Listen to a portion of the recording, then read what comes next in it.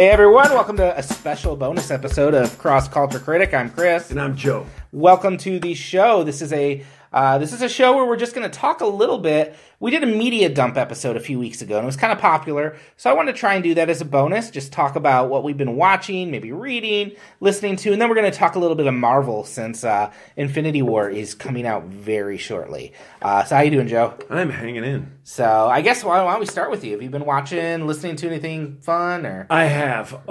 This may blow your mind. However, I have gotten back into wrestling. Really? Wow. Wave 3. So in the mid-'80s, when I was a child, I watched Hulk Hogan and Junkyard Dog and all that stuff.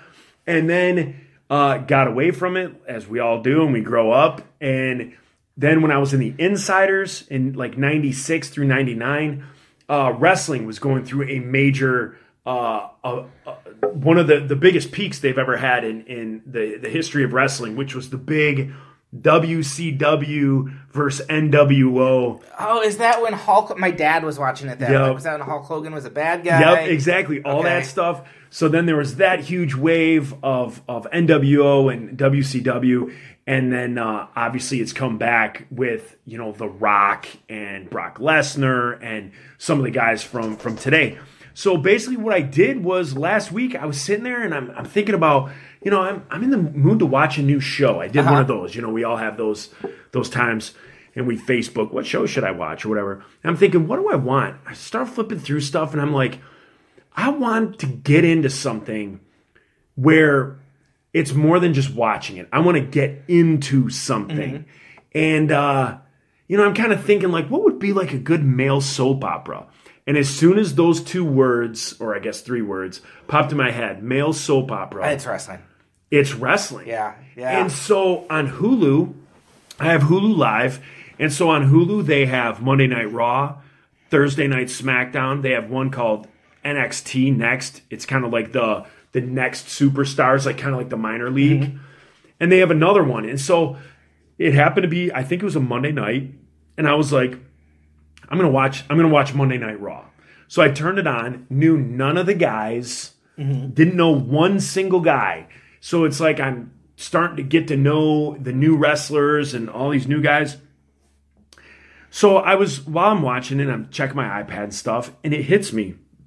Is there somewhere I can go to watch past seasons? So I read online that WWE Network. So I go and I download the WWE Network, and WWE, for those that don't know, is the old WWF, but they changed their name, and they've basically bought up all their competition and all the old rights and footage.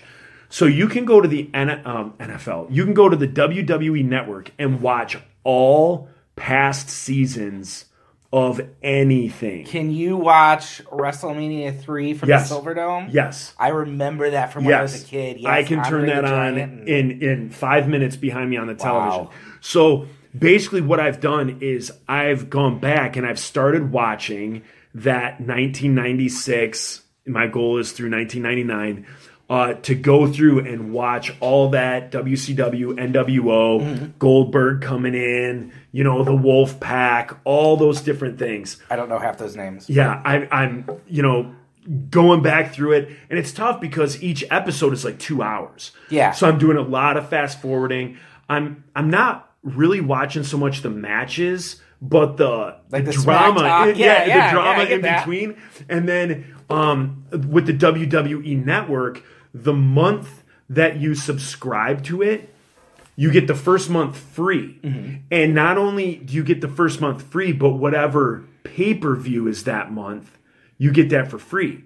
So WrestleMania 35 was just the other night. Yeah, okay, because I logged on Twitter the other night, and all of a sudden, like, I didn't know I knew that many people who watched wrestling. Everyone was like, watching wrestling. It was awesome. Really? And so I had gotten it on, like last week or whatever like that. And so I got WrestleMania for free. Sunday night, my kids come back from Florida. They were with their mom in Florida, had a great time down there. And so they come back and they're like, Dad, we just want to relax. So Series of Unfortunate Events Season 2 is out on Netflix. They love that. So they just binged watched it. And I went in my bedroom and started watching WrestleMania, and all of a sudden my oldest comes in and sits down. She's like, Dad, what is this? Is this UFC?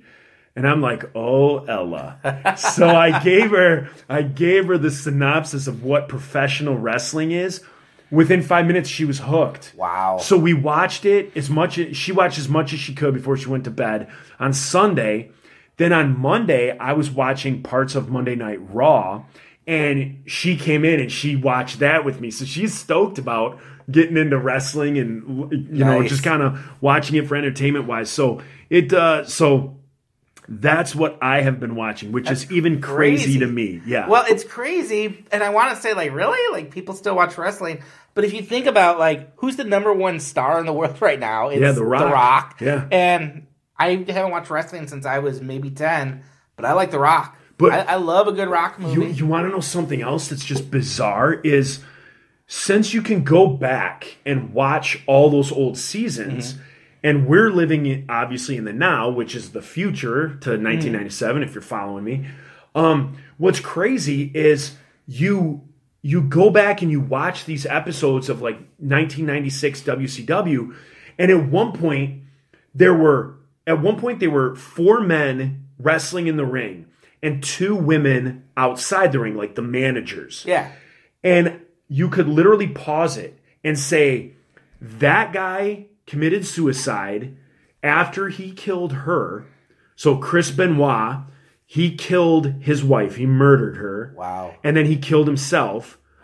The other woman who was on the outside killed herself. She overdosed. Inside the ring, you had Benoit, who suicide.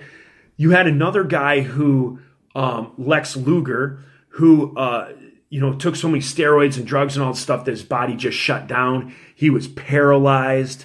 He can barely walk. He changed his life around. He became a Christian. I just finished reading his book. You got Sting, who's in there. Same thing, went through this horrible like drug and alcohol addiction. He found Christ. Now he's like a big, outspoken Christian guy. I forget who the other guy was in the ring. I think it was Randy Macho Man Savage, who died in a car accident. He had a heart attack, hit a tree. And so like you're watching this and you're just the tragedy that like befalls all these people that you're watching. Oh, yeah. And it's one match after the next. Like every single guy that would like walk down, I was like, oh, I remember him. And I'd Wikipedia him. And like, it's devastating like what happened to these Hulk people. Hogan. Like, Hulk Hogan, you're like, oh yeah. Yeah, he makes a sex tape with... Brings down Gawker. Yeah, Bubba the Love Sponge's wife. Like, all sorts of stuff. You're like, what in the world? So you go back and you watch these past seasons and you see all this stuff knowing now. And I kind of watch it, obviously, in a different way. But yeah, it's bizarre and it's so much fun getting back into it and watching it again. Nice. I probably won't add that, but wrestling is everywhere. Like, The Rock, Dave Bautista, his big movie star now. John Cena shows up in everything. Yep. I do want to watch HBO. I think just put out on Monday the Andre the Giant documentary. I just got rid of HBO. Oh, I'm going to watch that. I do want to see that because that was the time when I was watching wrestling. Yeah. Andre the Giant, Hulk Hogan. Yeah. I watched the cartoon they used to do. The cartoon All-Stars. I had the Thumb Wrestlers. Yeah, I did too. Man, that's making me nostalgic. Iron Sheik. Iron Sheik. There's a documentary about the Iron Sheik. Yeah, Hulk Hogan, Iron Sheik, Nikolai Volkov, Junkyard Dog, Ricky the Dragon Steamboat, all those guys. King Kong Bundy, all that. It was great back then, like the mid '80s. George the Animal Steel was George Animal Steel. He was my mom's high school coach. Yeah, yeah. He's a local legend. Wow. Well, that is wrestling. That's pretty cool. That's pretty cool. That does blow my mind. Yeah, that is cool. So what are you watching? A lot, but I think the one that stands out that's probably the most interesting to talk about, besides another one I'll bring up in a minute. But I did a double feature at the movies the other day. My wife was working and my kids were gone, and I had the day off work. So I did a double feature that I didn't plan to be themed, but it was just the way the showtimes worked out. I saw Game Night and Ready Player One. Okay. And I was surprised that I liked Game Night better. Did you really? Yeah. Have you seen that? I did not when I saw the previews, I didn't expect anything. It's a, do you know anything about it? Or No. It's a comedy. It's Jason Bateman and Rachel McAdams are this married couple who have they have a weekly game night with their friends, and they're very competitive. And then his brother, who's played by Kyle Chandler, comes back into town and is like, oh, we're going to have a real game night with I hired actors, and they're going to kidnap one of you, and you have to find them. Okay. And then, of course, the kidnappers come in are real kidnappers, and so they're kind of caught up in this real thing that they think is fake, and it's a really corny plot. Well, isn't that a plot of a Bill Murray movie? There is a Bill Murray movie like that. Yeah, The Man Who Knew Too Little. Yeah. It's very similar to that. It's by the people who did Horrible Bosses. Okay. And the Vacation remake from a few years ago. And it could have been really stupid, but I thought it was really funny. Really? Like Jesse Plemons from, he was in Fargo season 1. He was in the TV show Fargo. He was in Breaking Bad. He's basically kind of a fatter Matt Damon. Okay. He's really funny in it. He kind of plays their neighbor who's really just kind of awkward, and he's good. I liked it. It's a very good movie. Ready Player One is weird. Okay. I don't know if you know anything. A friend of mine at work the other day texted me. He's like, I just got done seeing Ready Player One. It's awesome. You got to go see it. It's one of those movies where I'm like, on the one hand, yeah, I agree. You should go see it. And you're a gamer, so you might actually get a lot more out of it than I did. Mm-hmm. On the other hand, it's really stupid. It's really? Yeah, I read the book a few years ago, and it's much better than the book. The whole idea is it's like there's this virtual reality that everyone's plugged into because everything's so crappy in the future, so this is how they escape. And the guy who designed it was totally into the 80s, so everything in there, and in the book it's super nerdy, but it's like everything in there is an 80s reference from an 80s movie or something. And when he died, he put these Easter eggs in the game, and if you find it, you will win control over the internet. Okay. So I will say it's probably the closest thing I've ever seen to depicting what virtual reality could do. Because it's, you plug in, you put on your goggles, and all of a sudden you look like, you might look like your favorite Avatar character or something like that. Or if you want to, you can ride the DeLorean, or the T-Rex from Jurassic Park will come after you. Okay. And so that's really cool, but it's really stupid. Really? really just, I don't know. It's one of those movies where in the moment I was like, it's really cool. And then the instant I got out, I'm like, that was really So describing it is better than the movie. Yeah, because you're going to think like, oh, well, they could have, the Goonies show up. Well, they can't. They don't have the rights to the Goonies. Okay. So, but there's, if you blink really quickly, you might see RoboCop. Or you might see Freddy Krueger for a second. Okay. And there's some fun stuff like that. It really, though, is just, it's like kind of a Willy Wonka plot. Okay. And I was just surprised. I like Steven Spielberg a lot. He's probably my all-time favorite director. But I liked Game Night better. That's like, not to get off topic, but like when I hear you discuss it, I'm like, wow, I want to see it, which makes me think the movie's good. But a friend of mine at work, and I think we talked about this previously on a different episode, Man in the High Castle. Yeah. Is that the same guy? Well, no, but I'm just saying, like, my buddy, told me, no, not different guy who told me about it. I'm just relating it in the sense that a friend of mine at work tells me about Man in the High Castle on Amazon, and the way he describes it, I'm like, I'm all in. Mm-hmm. Like, this sounds great. And then I come home and I watch it, and I can't get through 3 episodes. I'm done. I watched 2 episodes and was done. And he's like, dude, please watch. Just stay with it. So I rewatched the 2 episodes and watched the 3rd. Nope, done. So I did the same thing with Stranger Things. Let some time go by. And then with my girlfriend, I was like, hey, let's give this show a try. She's like, oh, sounds interesting. We got a show in, and she's like, I'm done with this. Mm-hmm. So Man in the High Castle, when it was described, it seems awesome.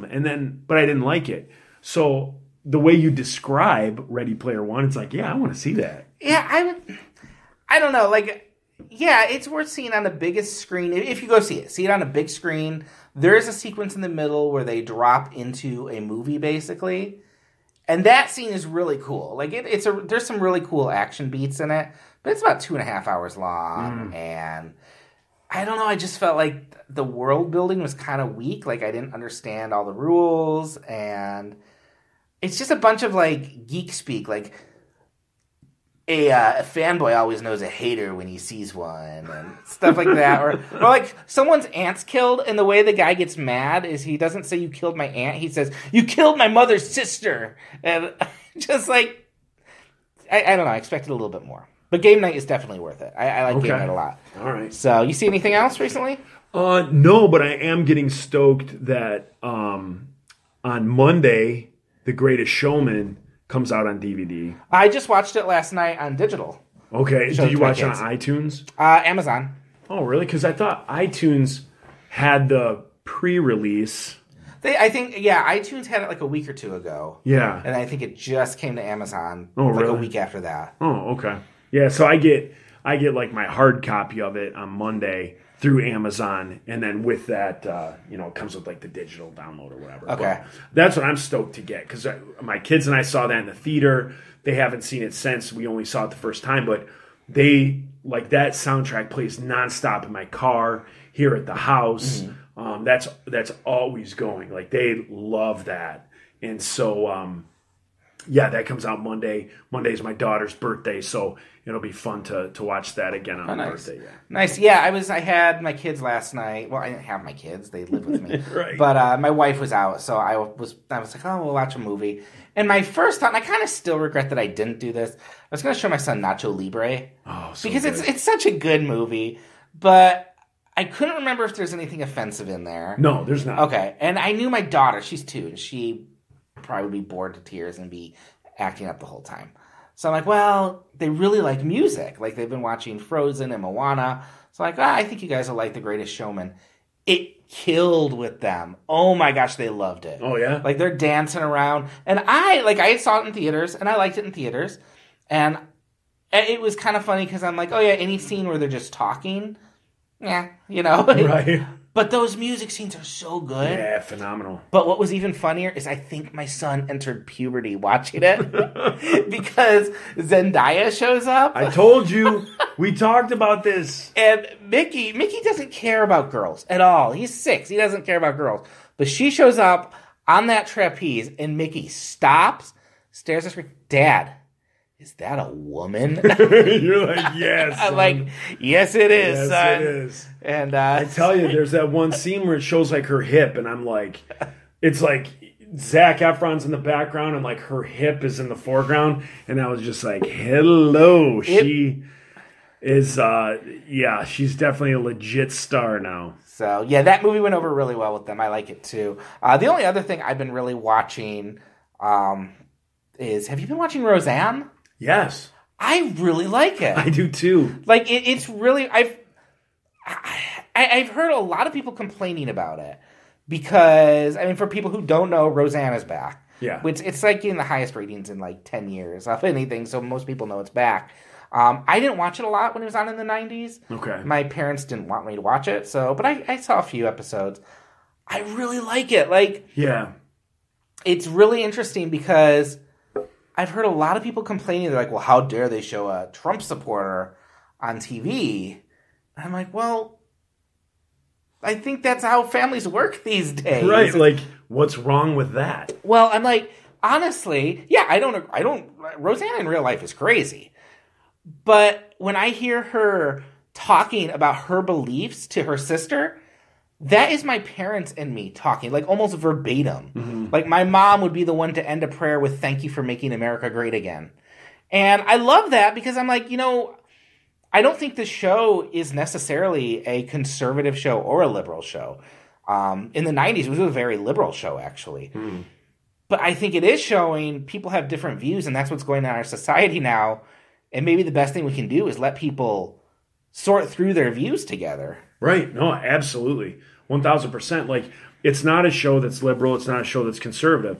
It's a show about middle America. It's a show about blue-collar America. That's what it was back in the day.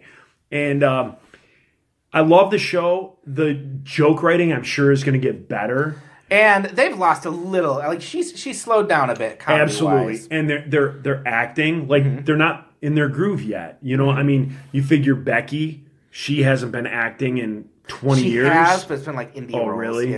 Yeah. So like, because I was like, oh, my wife was watching a little bit. She's like, wow, she can't act. I'm like, give her a break, honey. She probably hasn't acted in anything in 20 years. I pulled up her IMDb. I'm like, oh no. Yeah, I mean, and maybe sitcom acting is different than film acting, but you can tell it's going to take like a little while for everyone to kind of get their feet back on the ground and get their acting chops back, because joke deliveries, you see them coming from a mile away, things like that. But I like what they're trying to put out. Yeah. I like what they're putting out. I like where the jokes are going. I like how it's both sides. Like, it's not like a pro-Republican show. It's not a pro-Democrat show. Mm-hmm.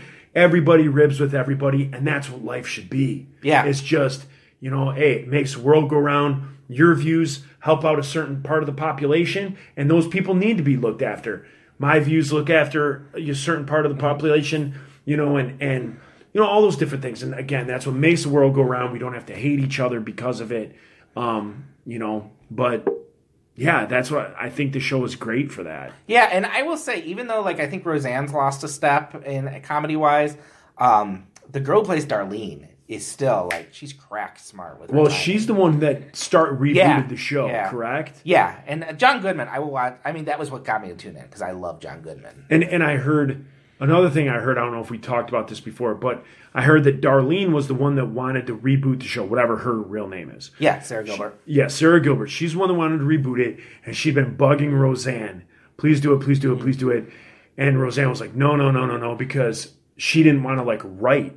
She was a writer before. Roseanne, again, you were young, and you said you didn't watch it, but the big deal back when that show was on was Roseanne was so picky on what she wanted. Mm-hmm. She would go into the writers' meetings. If she didn't like it, she'd fire all the writers. I do remember. So from season to season or halfway through the season, all the writers would be gone, and then new writers would come in. So I heard Roseanne didn't want anything to do with the writing. So she's like, if I don't have to do anything with the writing, this is how I want to be portrayed. Mm-hmm. This is how I want this. Sarah Gilbert, you get the writers and you deal with it. And she was like, all right, I'll do it. So she came back. So Roseanne came back. But I really enjoy it. I got it on, when you have Hulu Live, you get the DVR. And so I have two things in my DVR: Monday Night Raw and Roseanne. that seems fitting. Final thing I want to talk about. By the time this post will be just a little bit away from Avengers: Infinity War, which I am really excited about. Mm-hmm. Yeah, me too. You don't watch previews, do you? No. Okay, I've seen the previews and I'm like, oh, this is going to be good. So I thought it might be fun. Have you seen all the Marvel movies? I have not seen the Thors. Okay. But I've seen all the others. All right. Well, if I asked you for your top 5 from 5 to 1, would you be able to do that? Yes. All right. What's your number 5? My number 5 is going to be Captain America, the first one. The first? Okay. Yep. Yeah. I watched that with the kids a few weeks ago. Or just 2 weeks ago. Yeah, Captain America, the first one, would be number 5. Number 4 would be Iron Man 2. Oh, really? That's my least favorite Marvel. Oh, really? Period. I don't. Yeah. I liked Iron Man 2. I would then go Hulk. Oh, see, I have that right above Iron Man 2, I think. Really? No, that's right above one of the Thors. I like Hulk. And then I like I would go Avengers Age of Ultron. Oh, okay. And then Avengers. Okay. That's how I like those movies. Avengers I love. I love the first Avengers. I need to watch Age of Ultron again. I feel like I liked it when I saw it, and then whenever the chances come up to watch it again, I'm just like, eh. And I don't know why, because I remember liking a lot of it. I just felt it was too much almost. But I might be wrong. If I watch it again, I might really like it. Yeah, the one up until Black Panther, I didn't see any of the Thors, so I can't make comment on those. You haven't seen any of the Thors? None of them, because I heard they were bad until this last one. Yeah, I'm trying. Oh, I don't even know if the first one's fine. It's kind of funny. It just looks really cheap. Like, it looks like they shot it on a low budget because there's not a lot of action. The second one's pretty bad. The second one's really bad. And then I heard the third one's great. Third one's hilarious. Yeah. And you could probably...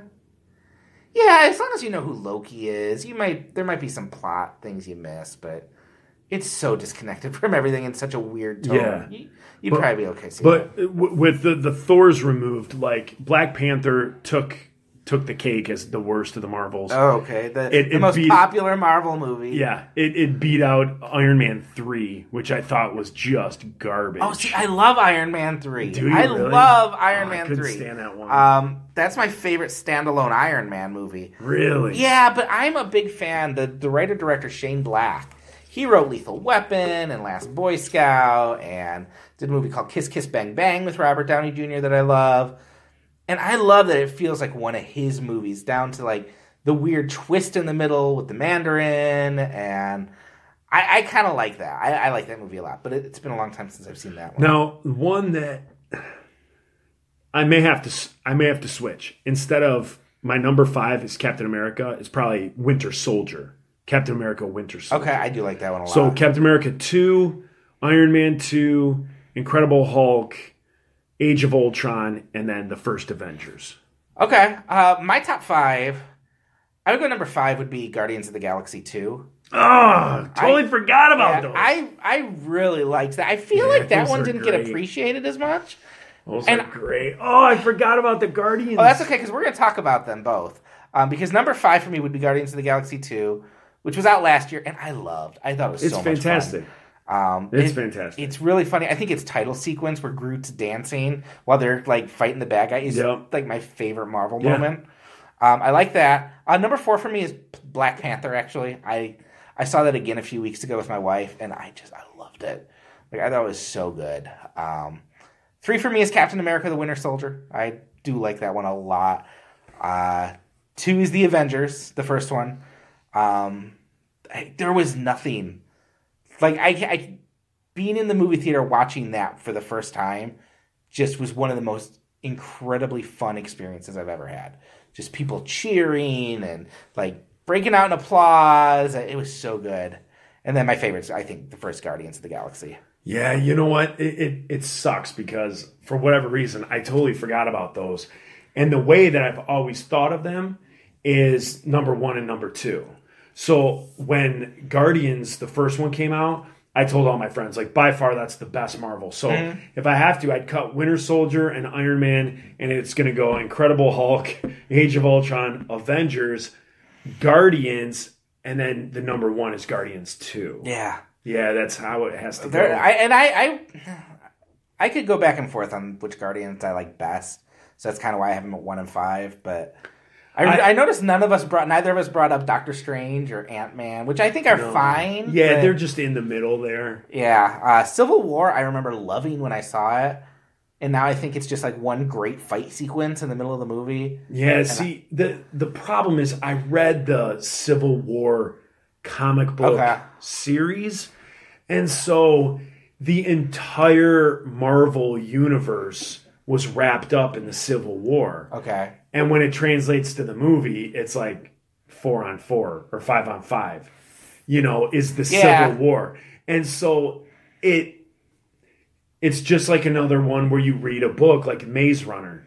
The Maze Runner books, reading the books, fantastic. Great books. I really liked them as far as like a teenage read. The Maze Runner series are fantastic. The movies suck. Okay. They suck so bad. And there's like I've explained this to somebody before. I maybe even explained it on this podcast. But it would be like if you read the Star Wars before it ever hit the movies. If you read the trilogy of Star Wars and then they put it out and there's no such thing as the Force. Oh, that's weird. That's the Maze Runner. Like, the Maze Runner is this great book. And in it, I mean, it's been out for a while, so spoiler alert, whatever. But the main character, the boy and the girl, they have telepathic powers. Like, they know what each other's thinking. They know where each other are. They're connected. It's not in the movies. Crazy. Until, I think it kind of comes up in the third movie. Kind of. But it's a major thing. It would be like if Star Wars, like, it'd be like if the Force kind of came up in Return of the Jedi. Mm-hmm. Like, where, what? Wow. So it was this huge, so it kind of sucked. So going back to, I don't know what we were talking about. Civil War. So like with that, it's like the actual Civil War, if you read the Marvel comic books, I'm sure by now they have all the books together and you could buy it in a big, 400-page graphic novel. It was every character. So you're talking hundreds of characters. Hundreds. And every single person was involved in it. From mutants, from the X-Men all the way up. I mean, it was a big thing. And so to see it like on the screen and it's like, okay, it's Iron Man, Falcon, and you can count them on two hands who's fighting. Well, and it's all tied into, too. It's not like everyone's converging because they all have fights. It's Iron Man and Captain America are the two main. Yeah, and they kind of like get gangs. Like, are you going to help me? And everybody goes. Whereas in the comic book, it's literally, 100 on 100 fights. And then there's little fights that break out like all over the country and things like that. And it's a bigger plot and it's, better. So that's why Civil War that one kind of bummed me out. Yeah, I remember when I saw it, I thought it was like the best. And then I haven't really wanted to go back and watch it. I've gone back like on YouTube and rewatched the big fight because I like that a lot. I think I was really clouded because just like 2 months before that was Batman vs. Superman, which was so terrible. Yes, oh, thank God you said that. Because I was like waiting to see what was going to come out of your mouth. I feel like in comparison, this was like Citizen Kane. Yeah. Because I have never been as miserable watching a movie as I was watching Batman vs. Superman. The only good DC movies are the 3 Christian Bale. Yeah, like the 3 Christian Bale. Wonder Woman's pretty good. Yeah, Wonder Woman was. Yeah, I take that back. Wonder Woman was good. The Christian Bale movies, Batman, were fantastic. Other than that, garbage. Yeah. Like, I didn't see Suicide Squad. I didn't see Justice League. I didn't, like... Oh, I saw Justice League. Like, DC just does garbage movies. Yeah, they're bad. They're really bad. So, I feel like they stumbled into the Christian Bale Batman, movies. Well, I feel like... with the Christian Bale Batmans, there wasn't a lot... Like, this is before Marvel came out. Because Iron Man came out the same year as The Dark Knight. So they were doing... Like, they were kind of... This is what a comic book movie should be. It should be gritty and real. And then Marvel kind of came out with, like, the lampshade on its head. It's like, we have talking raccoons and trees. And so they doubled down by saying, okay, well, they're light and fun. We're just going to be so dark and twisted. Which isn't what the Christian Bale Batmans are. They're gritty... and they're realistic, but they're not, they feel like they've earned it. They're grounded. The story, the Dark Knight Rises, which was the actual comic book series that they took that is one of the greatest, in my opinion, DC. Oh, yeah, I've read that. Yeah, like that was great. So to make that into, that's pretty much what those 3 movies were, was fantastic. Like that, obviously you have the script, you have the story, you have everything pretty much right there done.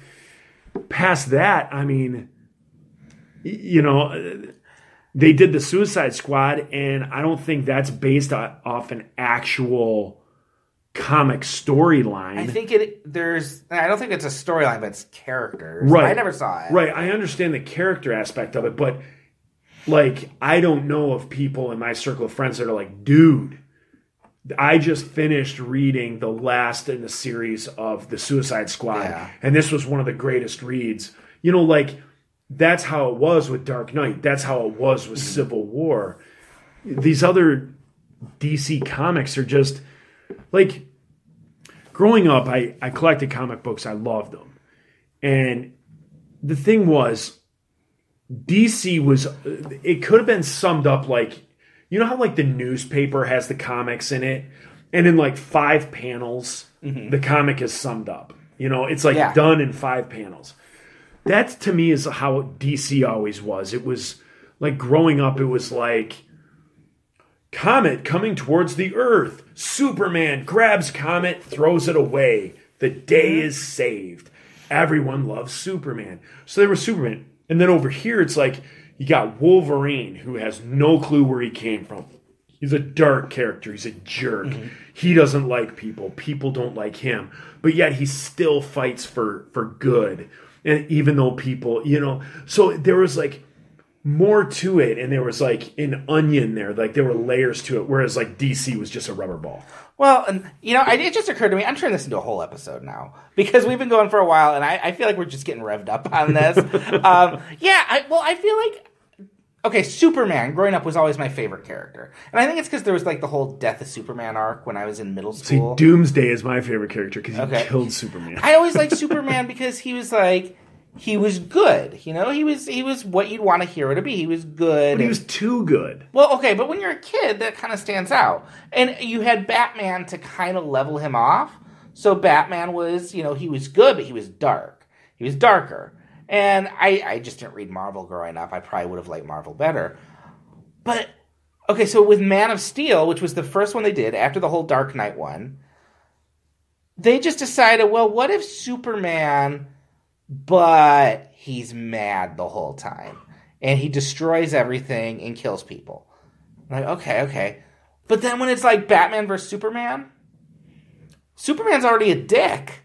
So what are you going to do with Batman? You have to make him darker. So Batman's like straight out murdering people and branding bat signals into them. And it's like, wow, I don't like any of these people. And then, like, it's Ben Affleck doing his CrossFit. Right. Which is annoying. And, it's so bad. And then they get to Justice League, which you said you didn't see it, right? I didn't see it. It's bad. It's better than Batman vs. Superman because it's at least a little funny. Okay. But it's bad. It's so messy. But they start from the beginning. Batman's talking about, Superman was such a... beacon of hope to everyone, and just, I'm like, no, he wasn't. He knocked down an entire city. It's bad. Like Wonder Woman, I like Wonder Woman a lot, and I liked Lego Batman. Yeah, the Lego Batman was great. Those are probably the best DC movies. Yeah. I feel Marvel is just running circles around them by this point. Yeah, like every time they come out, I loved Black Panther. So I think you're like the one person in America who didn't like Black Panther. I know. But I still. I just have a problem with like what I'm told is the reason why. Like the few people that I've talked to, mm-hmm. okay, the few people that I've talked to that I've had like a conversation about it with, a few of them I say I didn't like it at all. What didn't you like about it? Well, it had nothing to do with the Infinity Wars, and as a quote unquote superhero, I think there's nothing there. He has long fingernails. And, like, we're not talking Wolverine. But he's strong. I didn't really see it. He drinks, like, the potion, and it makes him strong. Okay, but in the movie, I didn't see it. Okay. I didn't see, like, this amazing strength. And, like, there was maybe one at one point. Like, no, what I'm thinking about is the Civil War, where, like, he's running, chasing Winter Soldier, and he's running super fast and all that. You see more of Black Panther's powers in Civil War than you do in actually Black Panther movie. And everything was like the suit. Like, he gets shot and he gets punched, and then the suit regenerates, shoots that out. And I don't know, I just thought it was corny. So, like, it didn't appeal to me. And then, like, I talked to somebody, a few people, and they're like, I think it's the greatest one yet. And I'm like, why? And they're like, well, I think it's just refreshing to have an all African-American cast. And I'm like, okay, but like, why does that make it the greatest Marvel movie? Just because you cast all African-Americans. Well, I just think this day and age, this climate that we're living in right now, it's just refreshing to see that in Hollywood. And I'm like, there's tons of movies that have black cast. There's like, what does race have to do with the Marvel movie? Like, well, okay. It just wasn't a good movie to me. It wasn't a good movie. But if we're talking about like, oh my gosh, it was so refreshing, and oh my gosh, your white privilege is showing through because you didn't have... No, it has nothing to do with white privilege. It has nothing to do with African Americans. It has to do with a Marvel movie and a corny hero. Well, okay, I can see... I think the racial part is important to it. Like, if you're a black kid growing up in Detroit, and all the heroes you've seen are white guys, mm-hmm. It's nice to see someone who looks like you. I've loved those videos of the kids going and seeing it. Yeah. I'm going to say something that's probably not as popular with people who hold the same politics as me. I do think people tend to see these diverse movies coming out, and it automatically, they start thinking either, well, this is going to be great, or I have to say this is great because it's diverse. Now, I happen to think Black Panther's a great movie. I don't think it's the best Marvel movie. I think it might be the best Marvel movie as a film, like best made, in that I think the villain, I feel, has like real stakes. I think the director's really talented, so it's really well directed. I probably am always going to prefer Guardians of the Galaxy, just that's my humor. But, was that you or me? That was me. It went through my Bluetooth, which is okay. But if you want to look at the way critics work on this, everyone believed Wrinkle in Time was going to be the best movie ever made because, well, it takes this story and it has a diverse cast. And it has a diverse actor or a director. And I think the director's really talented in other movies. But from everything I heard, Wrinkle in Time is a pretty bad movie and they ate their words pretty quickly. I think that kind of... I'll be interested in a few years to see if the view on Black Panther mellows out to where it's... I don't think it's the best movie ever made. I don't think it's the best of the Marvel movies. I think it's a really good one. I'll be curious to see once you've had some more black cast and black characters where this ends up in the rankings. I'll be interested to see where, like, there's been a few movies over the years that, like, as I'm sure all of us do, a movie is hyped and we watch it, it doesn't live up to that hype.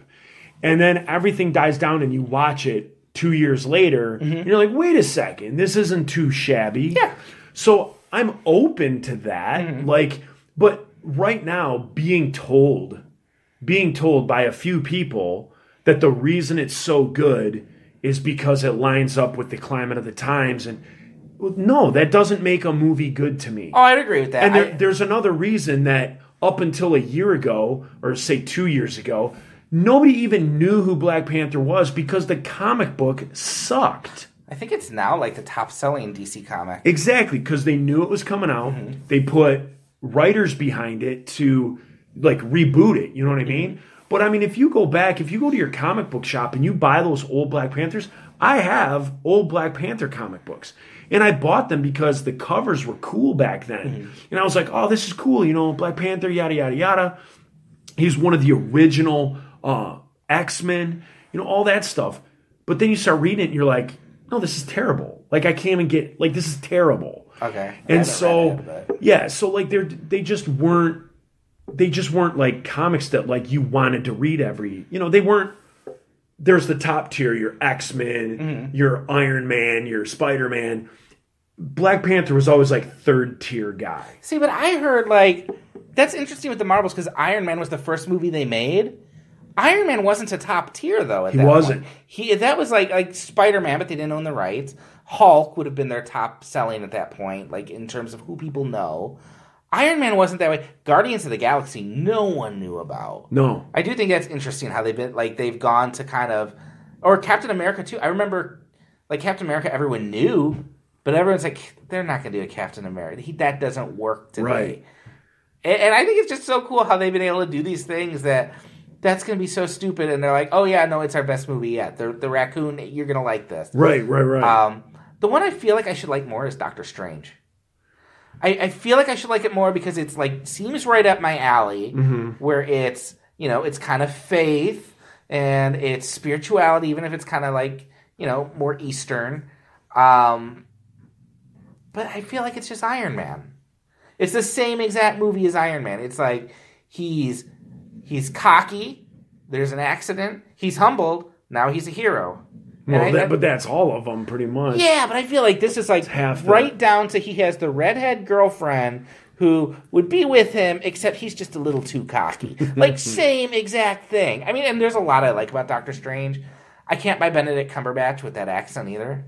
Yeah, Doctor Strange was a movie I watched several times because I think it's too cerebral for me. And so, like, I had to watch it a few times and figure out, okay, like, this is where I started losing it last time. And then I'd get 20 more minutes into it, and then I'd lose it. And I didn't mind it. Again, it's one of those middle movies for me in the Marvel Universe. But yeah, Doctor Strange, again, just a guy, like growing up, he was like, Doctor Strange was always a part of a group. Mm-hmm. Like when I was reading, my comics, Doctor Strange he was a in and out character, whether it be the X-Men or the Fantastic Four, whatever it was. There's another group that I can't think of off the top of my head. But like Doctor Strange was always like a character, a role character. It wasn't a standalone. So to see a standalone movie, that's where it was odd. Maybe that's the issue I have with Black Panther. Black Panther, like in a group, would be a decent character, but just on his own, like I just didn't. I don't know. Just all the stuff that people liked, I didn't like. Like people like went on and on about like the sister, who made all the gadgets and stuff like that. Like how amazing her part was and all that. And I was just kind of like, really? Like, I didn't think she was that great. I didn't think she was bad. I just when I specifically watched that when I saw it for the second time, I watched for that and I'm like, well, she's fine. I mean, yeah. Like my kids there are better loved sidekicks. her. My daughters loved her, and I was just kind of like, oh, okay, that's the person from the movie that you're lining up with there. I would have gone with the other girl, the bald girl. She was pretty cool. Yeah. She was awesome. What I liked about it is it was what I didn't get with Thor, which I never felt like Asgard was a real place. It was kind of Lord of the Ringy. Yeah. And just kind of cheap looking, and I never bought that it was this place I was supposed to care about. And I did Wakanda. Like I'm like, oh, Wakanda's cool. I would want to go there. And the reason Wakanda is a believable story. Mm-hmm. With Thor, the problem when you bring myth and gods into it is they're gods. Like when you see Thor, who is a god, fight Iron Man, fight Captain America, it shouldn't be a fight. Like they should go up and punch him. Is Thor a god or a demigod? He's a god. Why am I having this discussion? Right. like Thor is a god. He's the god of thunder. Yeah, you're right. You know what I mean? Hercules is a demigod because Hercules' father is Zeus and mother was a human. So like Hercules was a demigod. Those types of things. But like Loki, Thor, they are gods. So I don't understand where a fight comes in. Mm-hmm. Like you can't make God bleed. What movie is that from? I don't know. I just know Batman versus Superman has, do you bleed? You will. Yeah. I like puny God. I do like that. That's my favorite. That moment's great. Yeah. All right. So Infinity War, do you think anyone's going to die? Do I think anyone's going to die? Because that's a lot of talk about, is someone going to die? Because all these contracts are coming out. No. I don't think anyone's going to die. Because I don't think Marvel is that dumb. Like, I don't think they're going to paint themselves into a corner to kill off a character. If in the actual Infinity Wars in the comic book, if someone died or something like that, you might take that into accountability, but I don't think anybody did. I didn't read that series. That was kind of after my wife, when I first got married, and she was like, okay, no more comics. It was kind of Civil War and then Infinity Wars. And so I got Civil War, but I didn't get Infinity Wars before I had to stop buying comics.